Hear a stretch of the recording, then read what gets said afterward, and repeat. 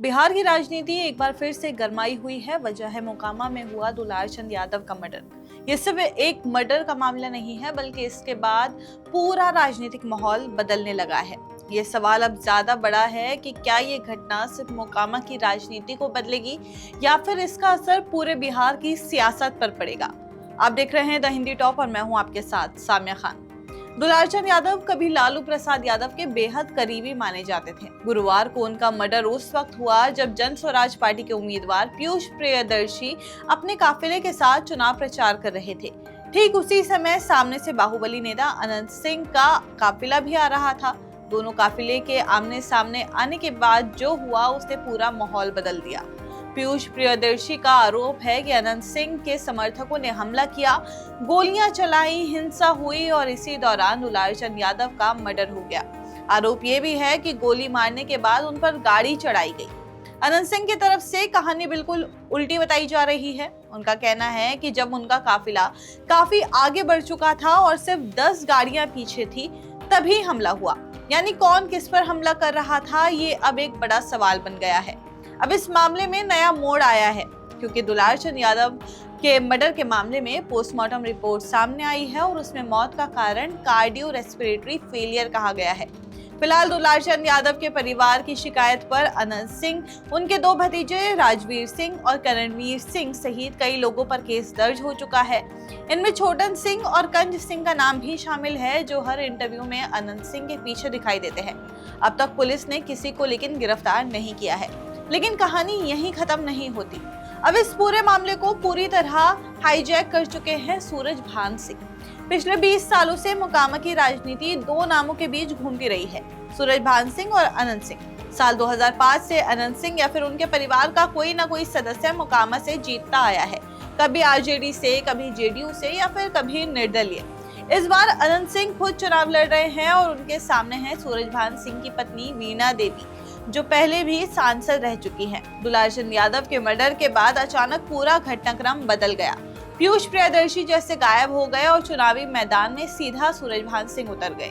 दुलारचंद यादव की शव यात्रा में वीणा देवी ट्रैक्टर पर उनके शव के साथ दिखाई दी। मर्डर के अगले दिन कई जगहों पर हिंसा भी हुई, तोड़फोड़ हुई और फायरिंग के आरोप भी लगे, और ये सारे आरोप फिर से अनंत सिंह और उनके समर्थकों पर ही आए।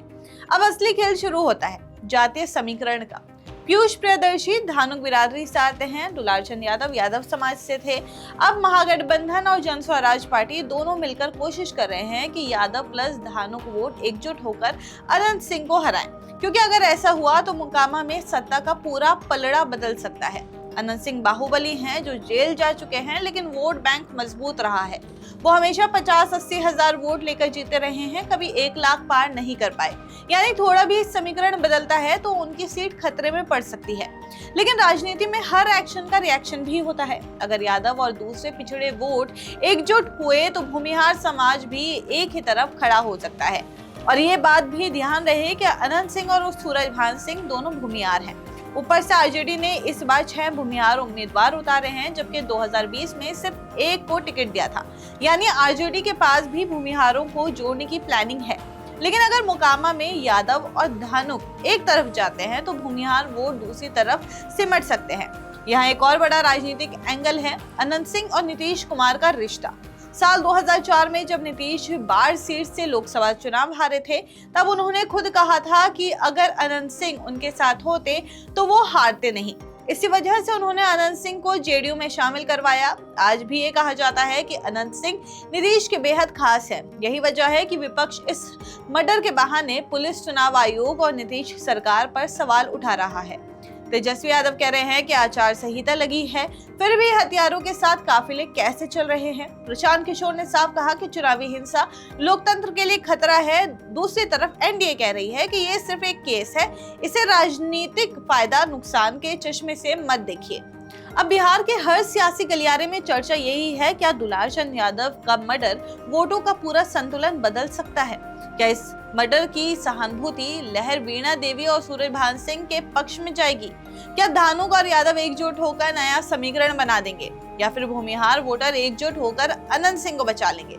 सबसे दिलचस्प बात यह है कि दुलारचंद यादव खुद भी पुलिस रिकॉर्ड में एक कुख्यात अपराधी रहे हैं, लेकिन बिहार की राजनीति में अपराधी और सहानुभूति दोनों एक साथ चल सकते हैं, ये बात किसी से नहीं छिपी हुई है। जो तय है वो बस इतना है कि ये मामला अब सिर्फ मर्डर का नहीं रहा है, ये चुनावी नैरेटिव बन चुका है।